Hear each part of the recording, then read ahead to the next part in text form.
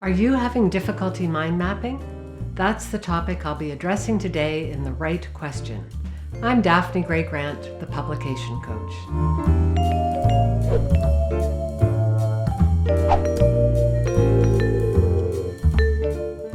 Here's a question from Hermano Veronese, a writer based in Brazil. His native language is Portuguese, so he didn't feel comfortable recording the question, but here's what he's asked via an email. All of my mind maps look like a preview of the main topics I want to discuss in my writing.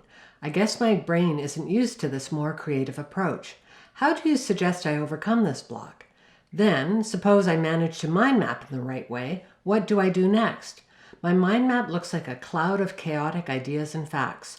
I'm finding it hard to turn it into a coherent narrative in a good logical sequence. Any clues on that? Thanks for the question, Hermano. As you know, I emailed you back and asked you to provide me with a sample mind map. I don't speak Portuguese, but just glancing at it gave me a few ideas about what might be going on for you. First, I don't think you've asked a question in the center of the page. In fact, I can't actually read your writing, but there's no question mark there, and there's only 2 words, which doesn't seem quite long enough for a typical question. Here's why questions are so important. They provoke your brain and they inspire you to become more precise. If you present yourself with a topic, say Facebook, you might not interest yourself enough. But if you ask yourself a question, say, why is Facebook so annoying? Then you're far more likely to become engaged and curious. Also, questions force you to declare a point for your writing.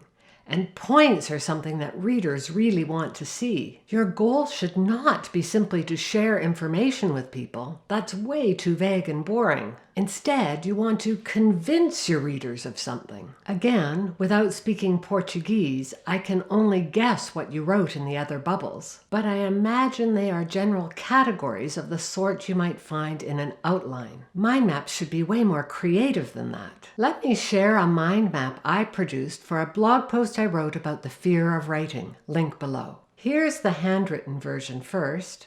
And here's a version I've transposed into mind mapping software so you don't have to try to read my horrible writing. The little bubble on the far left-hand side saying Lion's Story became the organizing metaphor for the entire post. You'll never know this by looking at the mind map, but as soon as I remembered the lion story, I knew exactly how I would begin the post. Telling that story took me 461 out of 760 words. In other words, more than half.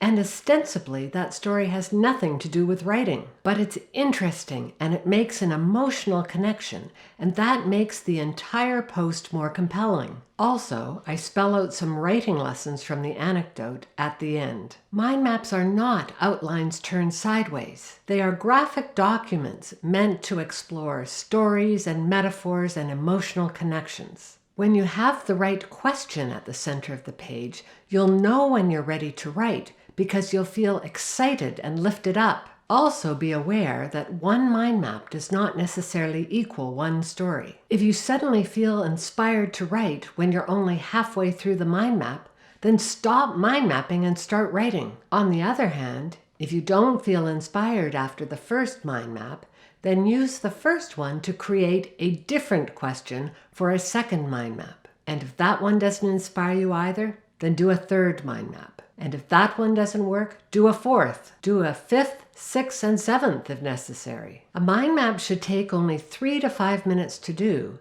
so your maximum investment of time, even with 7 mind maps, is only 35 minutes. I've known writers who will sit and stare at a blank screen for that long. You won't be wasting your time with mind mapping.